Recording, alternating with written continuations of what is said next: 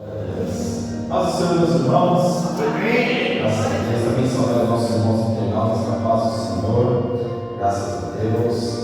Louvado seja o nome do Senhor. Deus abençoe o nosso pastor Márcio poderosamente. Os irmãos já têm a lição aberta, a lição de número 13. Amém. Hoje, a nossa última lição do trimestre, nosso tema é Orando sem cessar. Este ano de 2022, a nossa igreja, ela adotou o tema orar, oração. Nosso tema deste ano foi oração, foi clamor. E nós vemos, meus irmãos, que na última lição, na última revista, no último trimestre, quando nós tivemos a lição, nós vemos que nas 13 lições falou sobre oração, vários tipos de oração. E hoje, a nossa lição de número 13, o nosso tema do nosso trimestre foi sobre batalha espiritual. E nós não podemos deixar de falar de batalha espiritual se nós não mencionarmos oração. Então nós temos, meus irmãos, que a nossa última lição, a lição número 13, é uma lição assim, que vai dizer tudo aquilo que é batalha espiritual. Batalha espiritual, como nós vemos, estamos falando no decorrer do trimestre, não é como as igrejas neopentecostais pregam, ensinam para o povo, como se Deus tivesse o mesmo poder que Satanás e que Deus de repente poderia perder para Satanás. Irmãos, Deus é poderoso, Deus é soberano, Deus é infinito, Ele não perde batalha, Ele não perde nada. Quem muitas vezes perde somos nós. Deus nunca perde. O poder de Deus é infinitamente, não existe como mencionar o poder de Deus com o poder do nosso inimigo. O nosso inimigo, ele tem poder, ele é limitadíssimo, mas ele tem. Então aqui, meus irmãos, na nossa lição, no nosso textual, que está em 1 Tessalonicenses, capítulo 5, versículo 17, Paulo, ele escrevendo à igreja de Tessalônica, vai dizer: orai sem cessar. O ser humano é interessante porque ele tem uma necessidade que é do seu interior. Eu só queria que baixasse um pouquinho. Pode continuar, não há problema, pode continuar. Ele tem uma necessidade de se relacionar com outras divindades. Quando nós falamos com o cristão, e não somente o cristão, o crente, o evangélico, também o católico, ele tem a necessidade de se relacionar com Cristo. É claro que nós evangélicos, nós sempre nos relacionamos com Cristo, com o Espírito Santo, com Deus. Se nós pegarmos o católico, ele vai se relacionar com vários deuses, com várias divindades. Se nós pegarmos, meus irmãos, as religiões, Afros vai se relacionar com os orixás, com os Odum, com os Ogum.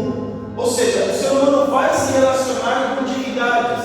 Se nós pegarmos as religiões do Oriente, nós vamos ver o budismo, o shintoísmo, vai se relacionar através de quê? De meditação. Mas o homem sempre quer se relacionar com alguma coisa, com alguma atividade, com algo que ele não vê com os seus olhos, mas ele sente no seu espírito. É claro que alguém vai dizer que hoje, mais do que antes, existe a questão ateísta, já falei para os irmãos. E o ateísmo é algo que a pessoa ela sabe que tem que se relacionar, não se relaciona, porque ela quer ser independente de Deus. Mas aqui Paulo, escrevendo aos Tessalonicenses, ele vai dizer que nós temos que orar sem cessar. Para o cristão é orar, para o cristão é falar com Deus, para o cristão é se relacionar com Deus, para o cristão é dialogar com Deus. O que é oração, meus irmãos? É um diálogo. Oração é um diálogo. Mas aqui o apóstolo Paulo falando orar sem cessar, o que ele quer dizer com isso? Que você, como que nós, temos que dar o nosso trabalho lá e dobrar nosso joelho lá na linha de produção e começar a orar? É isso. Nós temos que andar na rua, de repente vai tocar lá o sino lá, tem que já dobrar no joelho e orar? Não.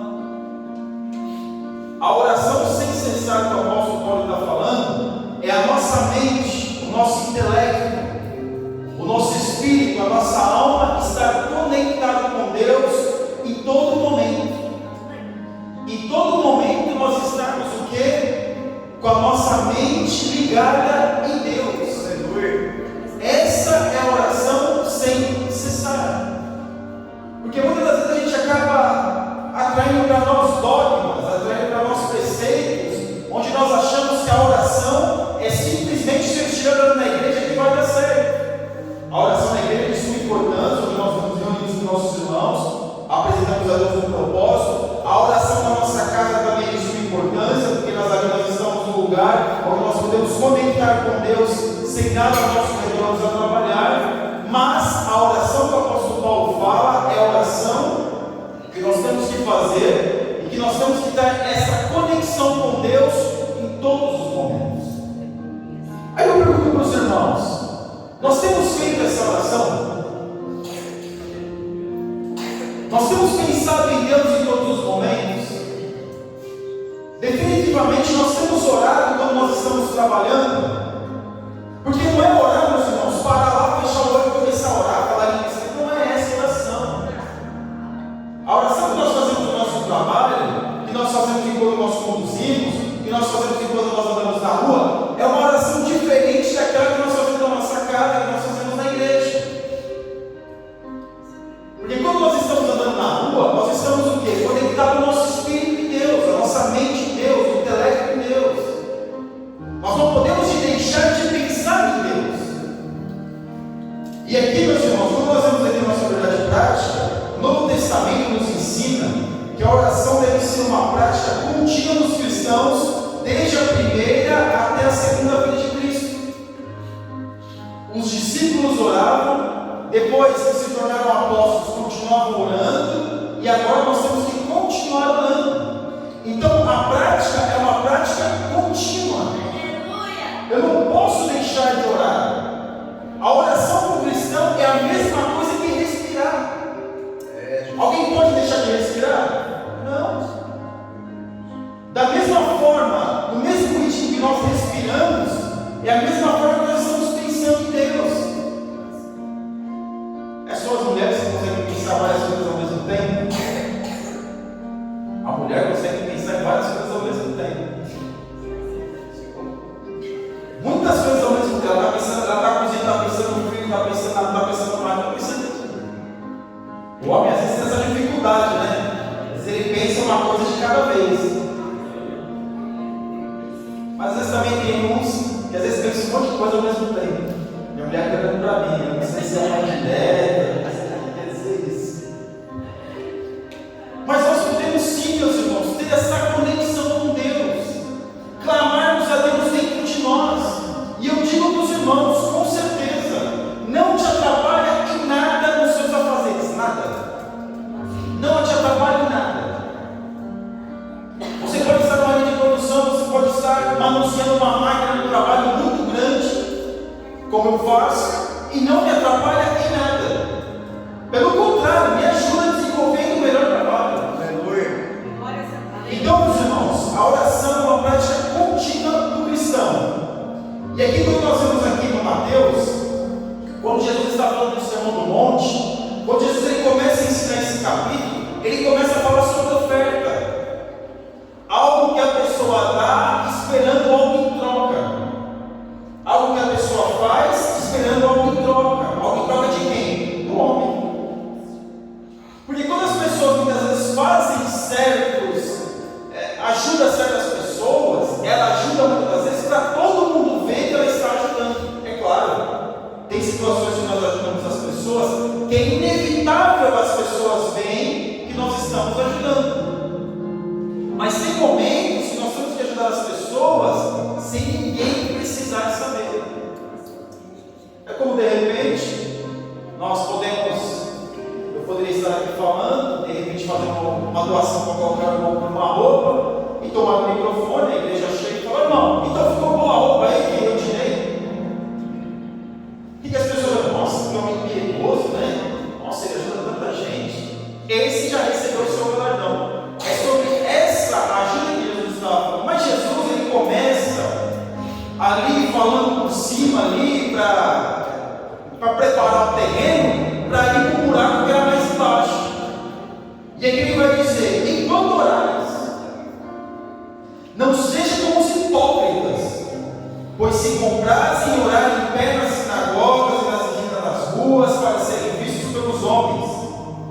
verdade eu consigo, já receberemos sobre o galardão. Por que Jesus falou isso, meus irmãos?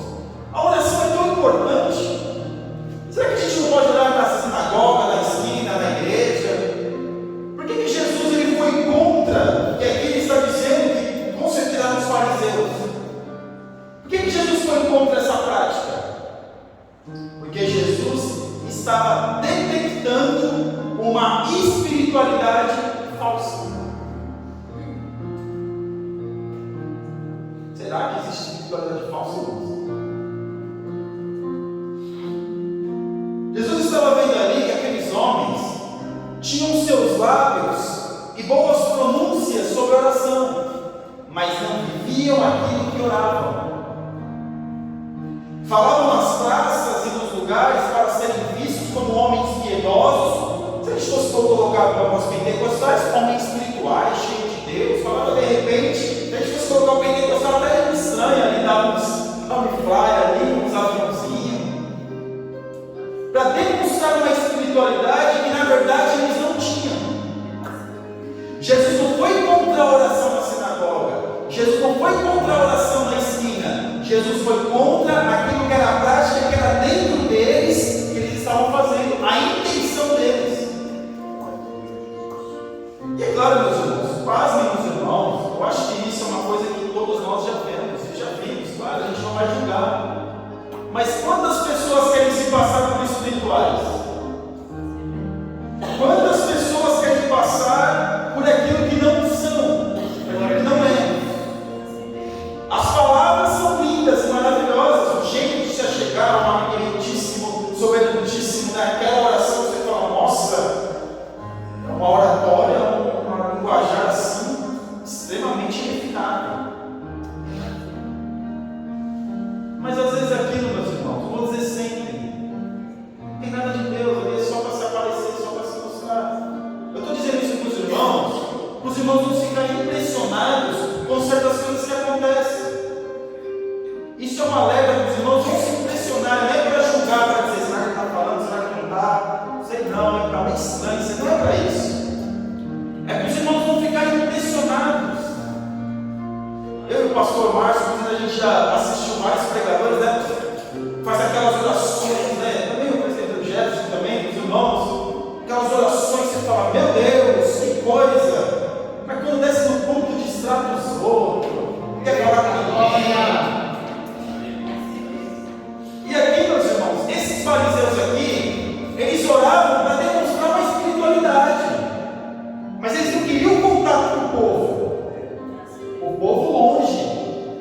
Eles queriam demonstrar uma piedade, mas não queriam o povo chegar, conversar com Jesus. Por que eles ficaram nervosos com Jesus? Porque Jesus tinha paciência com o povo, sentava a conversar com o povão. Eles não queriam isso. Aleluia. Qualquer semelhança, irmãos, é mera coincidência. E Jesus ele foi contra essa espiritualidade falsa. Seja aquilo, vamos ser aquilo que nós oramos, vamos ser aquilo que nós falamos com Deus. Quando nós orarmos, nós temos que demonstrar uma espiritualidade que verdadeiramente nós praticamos. Não adianta vir na igreja, dobrar no joelho e falar palavras inefáveis, coisas sublimes.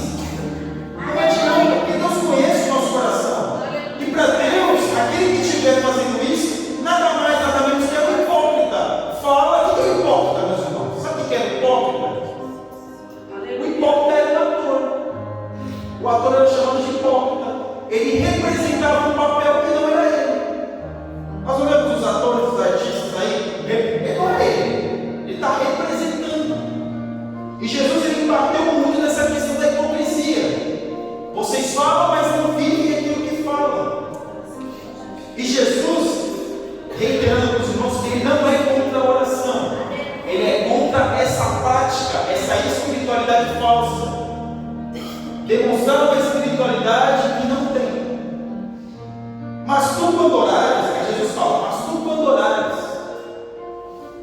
entra no teu aposento e fechando a tua porta, ora ao teu Pai que te vê, que está oculto, e teu Pai que vê o que está oculto te recompensará. estivesse falando, olha, a oração que vale é só a oração dentro do quarto com a porta fechada. Não é essa. Não é só isso.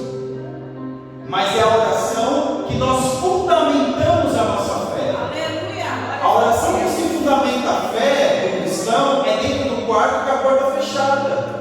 É ali que ele tem um encontro com Deus. É ali que ele sente Deus. É ali que ele pode falar com Deus. Porque quando a gente chega na igreja, é claro, meus irmãos, a gente não vai chegar na igreja, como muitos de nós já ouvimos, as pessoas contam a história da família, contam a história do parente, contam a história, falam coisas na oração que você está orando e fala, misericórdia, deixa isso falar na sua casa, quando tiver a porta fechada. Porque quando nós estamos com a porta fechada, nós abrimos nosso coração com Deus e falamos para Deus o quê? Aquilo que realmente nós somos. Aleluia. Pecadores, falhos, invejosos, necessitados. E às vezes, porque alguém vai dizer, não, irmão, eu não sou assim não. Será que não? Mesmo que nós não somos, meus irmãos, até usar o termo da inveja, o inimigo ele sempre quer pregar em nós a inveja. A inveja, a cobiça. Cobiça é ter aquilo que o outro, semelhante que o outro tem. Inveja é querer ter aquilo que o outro tem, o outro não deixar de ter para ele ter. E o inimigo sempre quer pegar essa peça. Mas ele só não consegue se nós abrirmos o nosso coração para Deus. Essas e outras. Se nós estivermos com o coração aberto para Deus dentro do nosso quarto, isso não vai acontecer. Porque a oração, a vida do cristão, a vida espiritual do cristão, a vida com Deus do cristão, a leitura da Bíblia do cristão é na sua casa. Nós ficamos muito mais tempo dentro da nossa casa do que na igreja. E aonde o crente mais tem que orar é no trabalho, no caminho do trabalho, na volta do trabalho. Então essa prática que nós temos que ter é contínua. E essa oração aqui que Jesus aqui dá um tema específico, cuja uma questão específica, olha, dentro do seu quarto. Aí eu pergunto para os irmãos, Jesus falou de quarto naquela época onde as casas eram pequenas, não existiam portas. As pessoas dormiam tudo junto no chão do quarto, que era às vezes 2, no máximo 3 ambientes numa casa na época de Jesus. Quarto aqui era para os nobres, porta era para os nobres. É claro que Jesus aqui está usando um simbolismo. Ele quer dizer de um lugar secreto, de um lugar onde nós podemos estar a sós com Deus, de um lugar onde nós rasgamos o nosso coração. E no versículo 7, orando não useis de vãs repetições, como os gentios que pensam que por muito falarem serão ouvidos. Quando Jesus usa aqui a questão dos gentios, o que ele está dizendo, meus irmãos? Que os gentios usavam de vãs repetições aos seus deuses, às suas divindades. Como nós temos o mantra, como nós temos a oração do Pai Nosso que os católicos fazem, a oração da Ave Maria. A oração do santo bizantino, a oração desse, a oração daquele. Agora o Papa escreveu uma nova oração e agora vamos recitar essa oração. Alguém já foi católico aqui? Já rezou 10 Ave Marias, o Pai Nosso, 3, né? Tudo, né, pastor? Tudo, né? Mas tem essa prática. Mas o crente é diferente.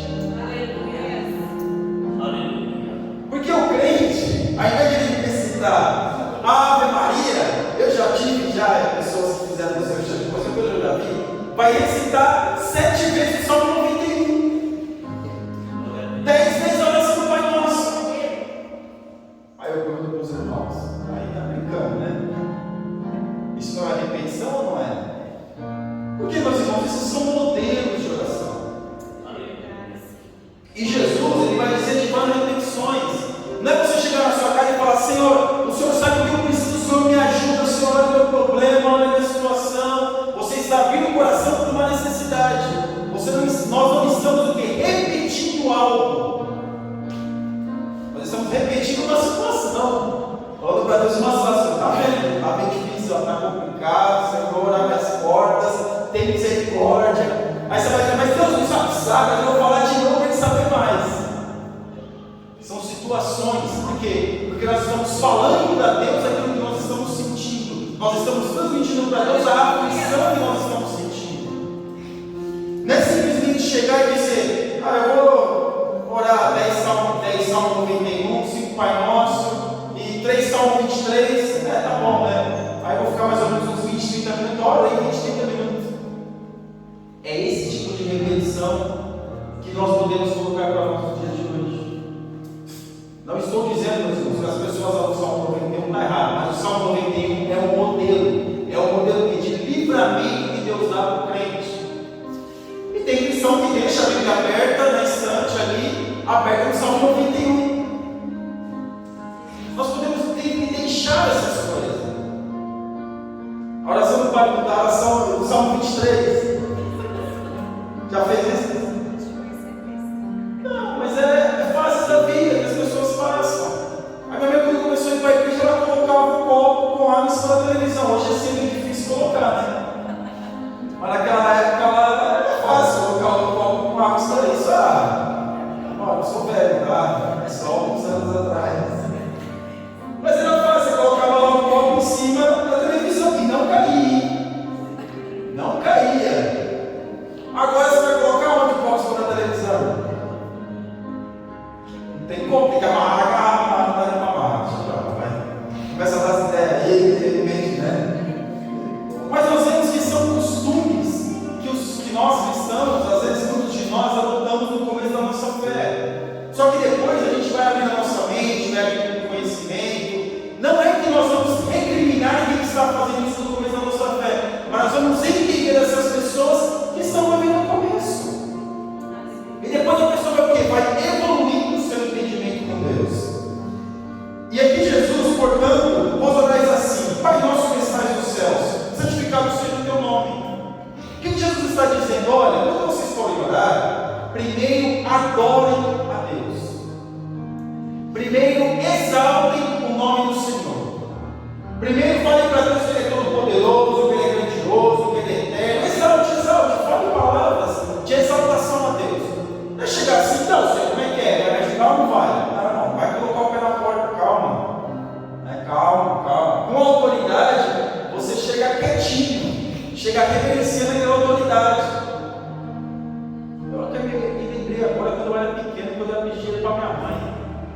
Eu chegava para minha mãe e falava assim: mãe, e aí, dá para me dar R$1? Eu não chegava nervoso. Você é tão legal, mamãe, você é tão querida.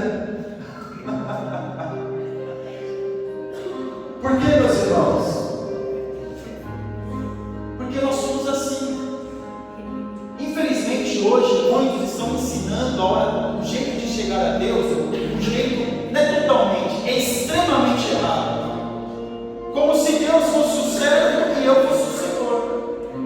E na verdade aqui Jesus fala: olha, santificado seja o teu nome. Quando começar a orar: Senhor, tu és poderoso, tu és grande, Senhor, tu és tremendo, tu és fiel, tu és, Senhor Deus Todo-Poderoso, o Senhor conhece a minha vida, o Senhor é onipotente, onisciente, onipresente, o Senhor sabe de todas as coisas, o Senhor é Deus, o Senhor é fiel.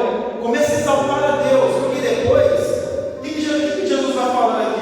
Venha o teu reino, seja feita a tua vontade, tanto na terra como no céu. Reverenciando de novo o céu.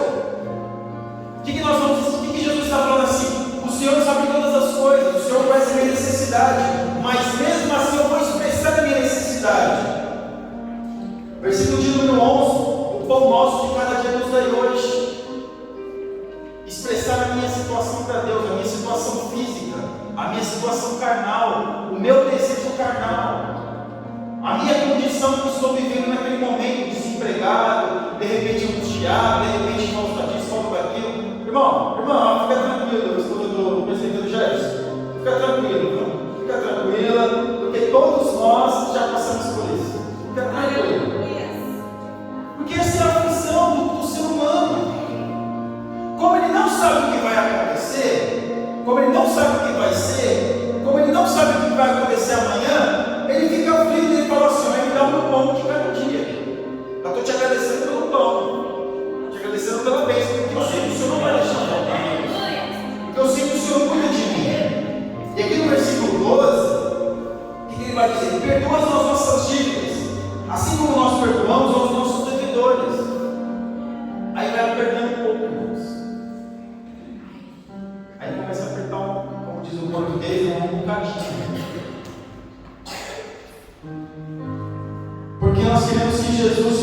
vossas dívidas. É fácil orar assim. Senhor, me perdoa, Senhor, eu sou queridinho do Senhor, Deus, me perdoa, Deus, eu sou tão legal, tão bondoso, você me perdoa, tá certo, Deus perdoa, mas eu perdoo o meu semelhante, com a mesma facilidade, ou com a mesma velocidade que Deus me perdoa? Porque não é somente receber o perdão de Deus, mas sim perdoar as pessoas, liberar o perdão. Porque Jesus falava, olha, perdoa as nossas dívidas, assim como nós perdoamos. Irmãos, quem não perdoa não é perdoado. Se nós não perdoarmos os nossos irmãos, nós também não seremos perdoados. E Jesus ele é categórico em dizer, os nossos devedores. Alguém te lembra alguma coisa? Quanto mal já fizeram para nós? Quantas vezes já fizeram no nosso carro? Quantas vezes já nos chutaram, pisaram, amassaram, fizeram de tudo? Já espremeram. Só que só eu não tem mais ninguém não? Dá para ninguém. É difícil perdoar, irmãos. Perdoar não é fácil. Perdoar aquele que está distante, do outro lado do mundo, é fácil. Mas perdoar o próximo, aquele que está do meu lado, ainda é mais difícil. Eu vou perdoar aqui. A pessoa foi lá, deu um tiro no outro lado do mundo lá. Nossa, fez um mal. Eu vou perdoar ele. Mas alguém que fez algo contra mim ou contra a minha família, irmão, esse é difícil. Aí Jesus disse: perdoai. Perdoa. Por quê? Primeiro nós nos achegamos a Deus, reverenciamos a sua soberania. Depois nós falamos para Deus: seja feita a tua vontade. Depois nós falamos acerca do pão, a minha necessidade. E agora o perdão. E aí Jesus vai apertar mais um pouquinho. E não nos induzas à tentação, mas livra-nos do mal, porque teu é o reino, o poder e agora para sempre. Amém. Tentação, meus irmãos, pode ser qualquer coisa que vai nos tirar da palavra de Deus. Tentado não é pecar. Aqui quando Jesus fala induzir, é ceder à tentação, é ser induzido a algo. E nós vemos aqui que Jesus está falando acerca da tentação, porque a tentação ela vai vir em todo tempo, em todo momento a tentação vai vir. De várias classes, de vários âmbitos, de várias formas, de várias situações, a tentação vai vir. A tentação ela vem. Mas o que Jesus fala aqui, ó? O modelo, não nos induza da tentação, não me deixe cair em tentação, mas livra-me do mal. Quando a tentação chegar, Senhor, o Senhor me livra, o Senhor me guarda, o Senhor esteja comigo na tentação, porque nós somos muito tentados a murmurar contra Deus, nós somos muito tentados a reclamar de Deus, porque nós achamos que tentação só está no nível, é esse mesmo que o João pensou, que tem crianças aqui, né? É esse mesmo que o João pensou. Nós pensamos que tentação só está nesse nível, mas tentação não é só isso. Nosso dia a dia, nós muitas vezes somos tentados a mentir, a enganar o outro. Nós somos tentados muitas das vezes a falar mal do outro, a causar confusão, a trazer discórdia, a trazer várias situações que vai prejudicar tanto a nós como as outras pessoas. Isso é uma tentação. Porque quando nós somos tentados, nós temos o poder de decidir se eu vou ceder ou não ceder. É uma decisão minha. E Jesus fala o quê? Porque teu é o reino, o poder e agora para sempre. Amém. Me guarda, me livra. Aqui o salmista, Jesus aqui falando, Jesus ensinando acerca do Sermão do Monte, ele está falando sobre santificação, sobre necessidades básicas do homem. Jesus está falando sobre perdoar. Jesus está falando mais sobre o céu do que sobre a vida corriqueira na terra.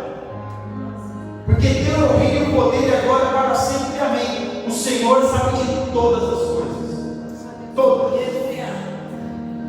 E para nós caminharmos aqui a nossa introdução, a oração do Pai latim comigo, Senhor, portanto a oração do Senhor é um dos textos mais conhecidos da Bíblia. Todos conhecem. Todos conhecem, irmãos, esse texto. Mas uma coisa é conhecer o texto, outra coisa é aplicar o texto. Uma coisa é conhecer, legal, conheço na prática, né? Já li várias vezes, já até estudei sobre o tema. Outra coisa é aplicar o tema.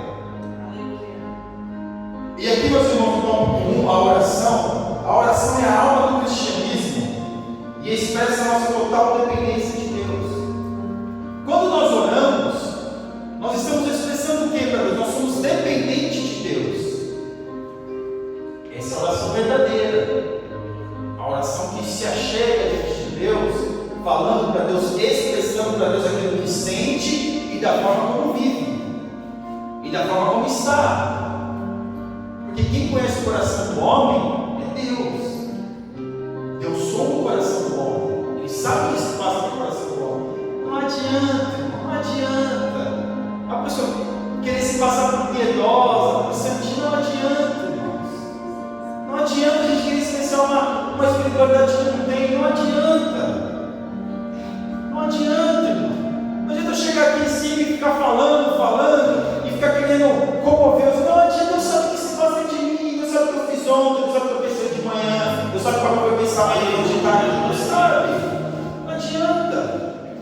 Então aqui, quando nós oramos a Deus, nós expressamos para Deus de fato quem nós somos, quem nós precisamos e o nosso nível de conhecimento de quem é Deus. Qual é o nível de racionalidade, meus irmãos, que nós temos acerca de Deus? O que é Deus para nós? O que é ser o Senhor para nós? O que é Jesus para nós? O que é o Espírito Santo para nós? Quando nós chegamos diante dele, de que forma que nós estamos expressando a sua magnificência, a sua soberania, a sua divindade? De que forma que nós expressamos isso? Ou achamos que a oração é apenas um balcão de petições, de pedidos? Eu chego, faço meu pedido, viro as costas e vou embora. Irmão, não é bem assim. A oração tem que ter começo, meio e fim. Nós temos a oração do Pai Nosso, começo, meio e fim. Não é chegar lá, ô Senhor, eu preciso, Senhor, mas eu preciso. É um diálogo. Você vai falando com Deus, vai sentindo Deus falando consigo, Espírito Santo, e assim vai, sem pressa para sair, sem pressa para ir embora. Às vezes, claro, a gente está olhando ali, aquele momento rápido de manhã, às vezes é de manhã, às vezes está na correria de manhã, ô Senhor, me guarda, me livra no dia de hoje, esteja comigo, guarda a minha família, Senhor, amém, o Senhor possa me ajudar e tal, e sai. São momentos de oração. A gente não pode pegar todos os momentos, generalizar todos os momentos e achar que só daquela forma que nós temos que orar. Só 10 minutos por dia que vale. Porque os muçulmanos eles oram 3 vezes por dia. Nós vemos os fariseus oravam também 3 vezes ao dia. Mas aqui a definição de oração, no tópico 1, na parte 1, a declaração de fé das Assembleias de Deus define a oração como um ato consciente. Os irmãos sabem o que é a declaração de fé das Assembleias de Deus? É o estatuto da Assembleia de Deus, em que nós cremos. Lá tem o cremos, lá tem a declaração de fé, lá tem a nossa doutrina. Ali na declaração de fé da Assembleia de Deus. Eu acho que eu tenho, se os irmãos quiserem, depois eu até coloco os irmãos verem. Mas aqui nós vemos que é um ato consciente. Nós temos que saber aquilo que nós estamos falando. Nós temos que pensar no que falar. Tem que ser algo consciente. A oração é algo consciente. Nós não podemos chegar e descarregar e falar um monte de coisa sem pensar antes. A oração é algo consciente. E aqui ainda nessa parte, na última parte aqui, ainda na parte 1, a postura física não importa. O importante é a posição espiritual diante de Deus. É claro, nós sabemos, como dizia aquele hino, de joelho é melhor. Nós sabemos, é claro, quando nós estamos nos ajoelhando, quem que nós, é porque nós hoje não temos essa noção, mas na era medieval, na época diante de um rei, diante de alguém superior, as pessoas se ajoelhavam com reverência. E nós temos essa prática como reverência a Deus.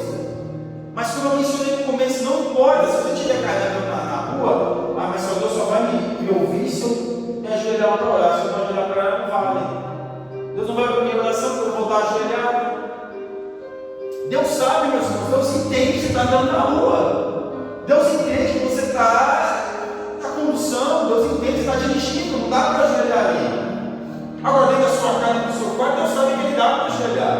A igreja é um lugar propício também para fazer isso. Então a postura não importa. O importante é que nós termos consciência de onde nós estamos, do que nós estamos falando e de quem realmente nós somos. Essa é a oração verdadeira. E aqui na parte 2, exemplos bíblicos, a Bíblia mostra a oração desde 7. 7 começou o quê? A invocar o nome do Senhor. 7 começou o quê? A buscar a Deus em oração. Por quê? Porque isso foi perdido aonde? No Jardim do Éden. Não era exatamente uma oração que Adão e Eva fez no Jardim do Éden, porque eles tinham um relacionamento com Deus na criação do dia. Mas aqui 7, nós vemos que 7 ele começa a invocar o nome do Senhor. E essa prática continua na vida dos patriarcas, tipo Gênesis, Abraão, Isaac e Jacó. Quem falou para eles que eles tinham que orar? Quem chegou eles e falou assim: olha, é o seguinte, você tem que começar a orar? Ninguém. O homem sente essa necessidade. O homem sente a necessidade de se relacionar com algo. O homem, meus irmãos, quando ele nasce, ele tem a noção e a consciência que existe um Criador, que existe alguém superior. Já fizeram essa experiência já com uma criança? Pegaram uma criança, levaram para uma ilha onde não havia nenhuma civilização e fizeram essa experiência. E todo dia à tarde a criança, ninguém via a criança foi crescendo, e aí a criança ficava em determinado local, olhando e conversando com alguém que ele nem sabia. Porque o ser humano tem essa necessidade. Glória a Deus. E aqui nós vemos, meus irmãos, aqui na parte 2, a oração estava presente na vida de Moisés, os profetas, Samuel e Elias. No Antigo Testamento também tinha a prática de orar, de buscar a Deus, de falar com Deus. Nós hoje não temos essa prática. E aí vai como diz o outro, um chãozinho de orelha, uma certa reflexão para os irmãos. Quanto tempo as pessoas, os servos de Deus, os cristãos, os evangélicos ficam nas redes sociais?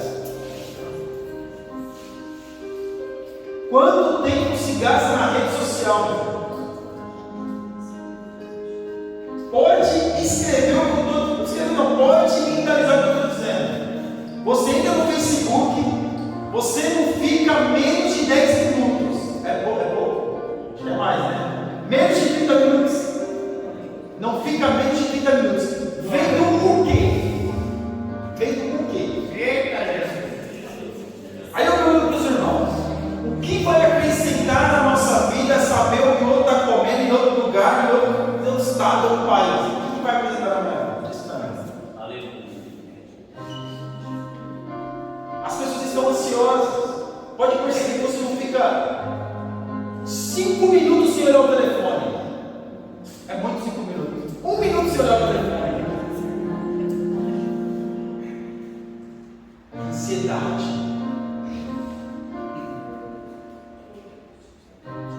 É Instagram, é Snapchat, tem mais rede social aí? Facebook, Twitter, o que mais? WhatsApp,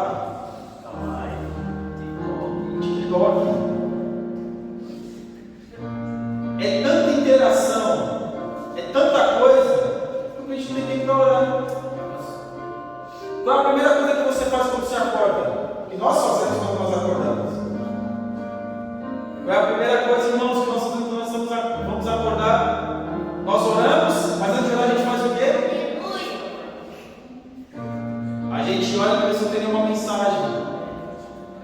tiver uma mensagem eu vou abrir, porque eu sou curioso, quero saber o que tem. Mas não é para ser assim. O que nós passamos é orar, é falar com Deus. A melhor coisa é o nosso primeiro contato ser com Deus no começo do nosso dia, e o último também ser em Deus. Por quê? Porque o Moisés e os profetas oravam já no Antigo Testamento. Eles já falavam com Deus no Antigo Testamento. A nossa vida, meus irmãos, é uma guerra. E uma guerra são várias batalhas, são várias frentes de batalhas. Se os irmãos forem pegar a Segunda Guerra Mundial, era uma guerra, abrangia a Europa, até mesmo a Ásia, vários lugares. Mas eram batalhas que se travavam em vários lugares. A nossa vida é uma guerra, mas são várias batalhas. São várias situações que a gente passa. E se nós não estivermos orando, nós não vamos vencer. Desculpa, irmão, essa é a realidade. Glória a Deus. Por que que hoje a igreja, muitos da igreja têm perecido? Eu tenho falta, eu preciso orar mais, eu preciso orar mais ainda. Oração não tem demais.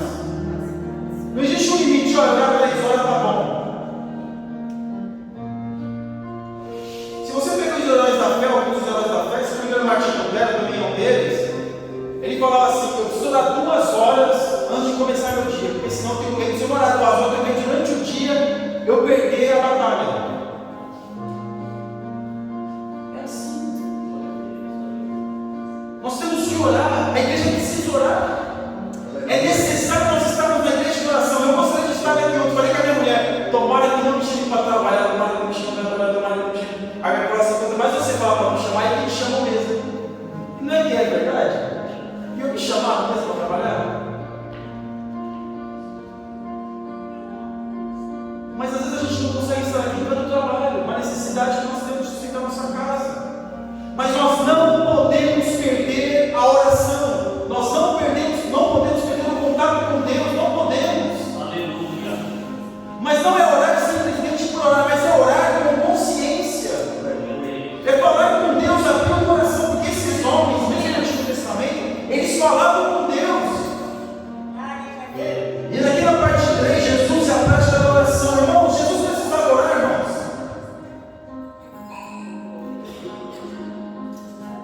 Não é pegadinha não. Jesus precisava orar? O Jesus Deus não. Mas o Jesus homem sim. O Jesus Deus não precisava orar. Mas Jesus, ele passava a madrugada orando. Aleluia. Jesus, ele estava em contato com o Pai. Jesus homem, em contato com o Pai continuamente. Jesus sempre estava em contato com Deus. Se Jesus, que tinha divindade, era homem, estava orando, que dirá eu? Glória a Deus, aleluia. Se o apóstolo Paulo orava, que dirá eu? Então hoje, meus irmãos, nós vemos aqui um grande exemplo de Jesus. Jesus orava. Jesus deu exemplo para os discípulos também orarem. Porque é interessante, meus irmãos, eu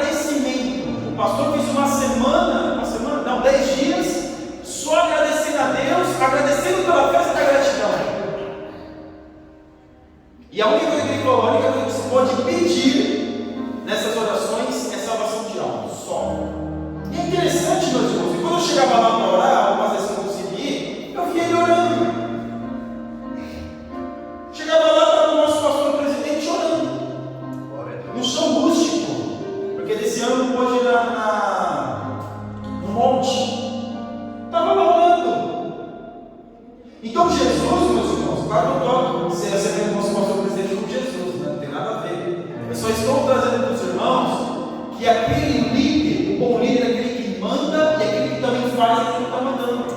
Ele está falando que está auxiliando. Eu tenho que chegar mais cedo da igreja, não consigo. Tenho dificuldades por horário.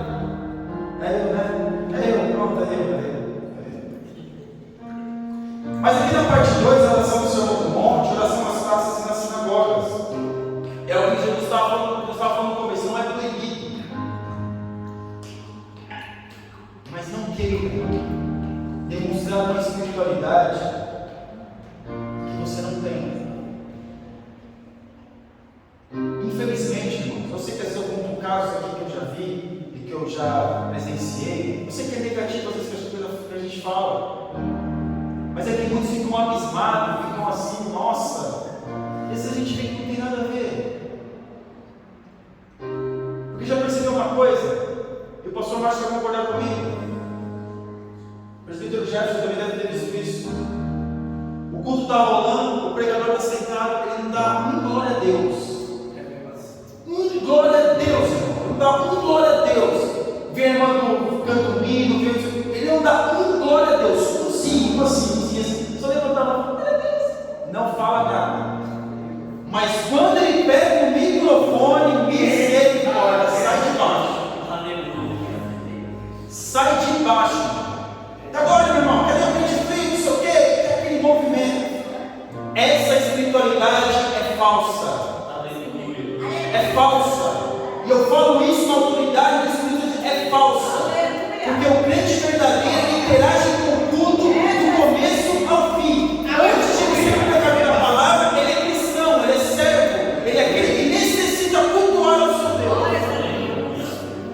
Então nós vemos, meus irmãos, que Jesus está repugnando aqui aqueles que querem demonstrar uma espiritualidade falsa, aqueles que só querem falar em ministério quando há um movimento dentro da igreja, porque não quer ficar para trás, porque tem que falar em ministério. Se não falar, meu Deus, não vai pensar de mim.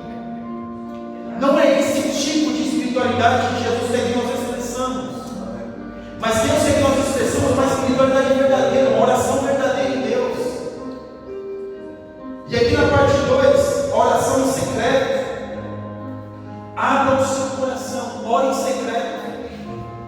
Quem não passa por angústia na vida é todo o tempo em angústia e aflição, irmãos. Não tem jeito. Eu estava escutando o Luciano Subirá falando. A única promessa que a gente não deixa de receber é no mundo tereis aflições. Eu falei, não é que é verdade? Isso não falou a verdade agora? Não é que é verdade? A única coisa que no mundo a gente recebe essa promessa e vive ela continuamente é que no mundo tereis aflições. Glória a Deus. E tem mesmo. Então nós vemos, meus irmãos, que a oração em secreto não é que nos vai nos livrar das situações, mas nos vai nos ajudar a viver mediante as situações. Vai nos ajudar a ficar mais calmos, a mais confiante, a mais temente a Deus. E aqui na parte 4, não, parte 3, tem as outras intenções, nós já falamos sobre isso. A melhor oração, meus irmãos, é aquela que é de dentro da alma. Essa é a melhor.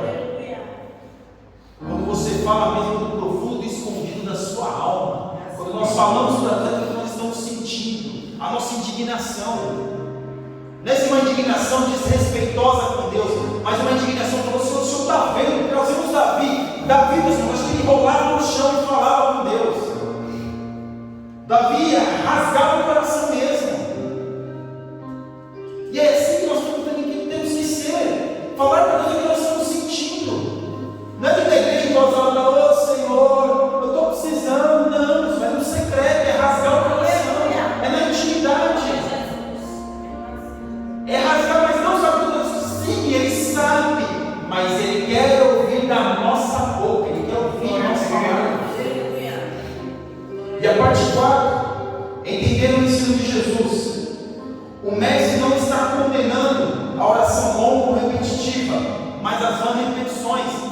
Irmãos, você pode orar quantas horas você quiser, mas o que Jesus está fazendo é nós preenchemos a lacuna para dizer que está orando 1 hora, 2 horas, 3 horas.